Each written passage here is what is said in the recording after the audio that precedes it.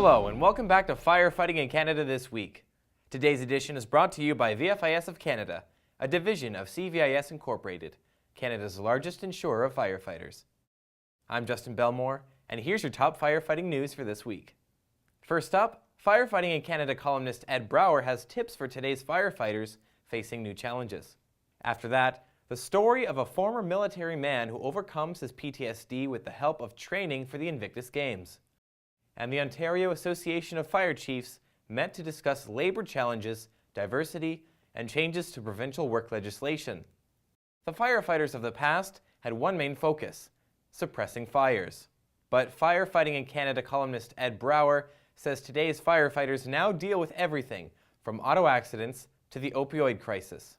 The job has gone beyond putting the wet stuff on the red stuff, as Brouwer puts it. He says the sharp increase in emergency calls can take a toll on first responders in the form of stress, decreased morale, and mental health issues. And I was thinking about our fire service, and we were developed and brought together to fight fire. But, over the last couple of years, we've been taking on so many other things. And I guess this year, when I saw how much time and energy was being put into the opioid crisis in the Lower Mainland here in BC, and the time that we spent on wildfires, it's taken its toll on our firefighters.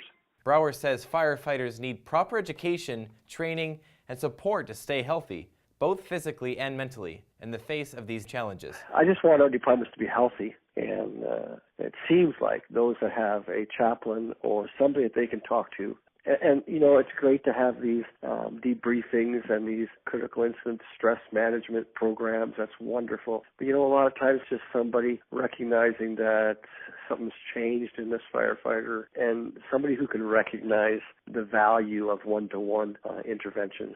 Canadian firefighter and military veteran Phil Badani has overcome his share of obstacles. Canadian Firefighter magazine published a profile of Badani in its January edition. Here's a recap.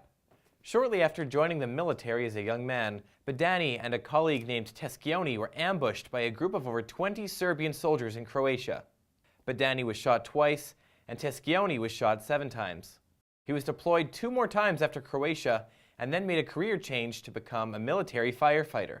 This was when he noticed something wasn't right. He was diagnosed with PTSD, and after a low point, he was looking for a way to cope. Inspired by friend and Paralympic athlete Steve Daniel, Badani became one of 90 Canadian athletes selected to compete at the 2017 Invictus Games in Toronto. Less than 2 weeks after the first training camp in Victoria, Badani suffered a stroke, but he didn't let it set him back. He began posting training updates to the team's Facebook page, finding support and motivating others. He was selected by his teammates to be the flag bearer for Team Canada during the Games' opening ceremonies. Now, Badani says his new life motto is take the negative and turn it into a positive.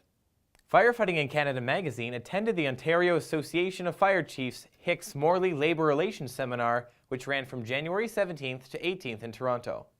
Senior fire officials and human resources professionals from across the province met to discuss arbitration challenges, diversity, and changes to provincial work legislation. Lawyers from Hicks Morley covered a series of recent arbitration awards, including London, Ontario, which last year saw the end of the longest firefighter contract dispute in Canadian history, as reported by the London Free Press. Lawyer Amanda Hunter broke down the Fair Workplaces Better Jobs Act, explaining new changes ranging from emergency personal leave to greater rights or benefits. Other speakers included a PTSD and chronic mental stress panel with examples of claims and discussion on how to apply the Ontario's presumptive PTSD legislation. And a talk by keynote speaker Lisa Matam of the Matam Group challenged attendees to consider their unconscious bias when hiring. She discussed ways leaders can combat bias, such as omitting names from the top of resumes during selection, to focus on the skills over the person. This is Annex Business Media's Niche TV. Thanks again to VFIS of Canada, a division of CVIS Incorporated, Canada's largest insurer of firefighters. Stay tuned for our next episode of Firefighting in Canada This Week on Friday, March 2nd.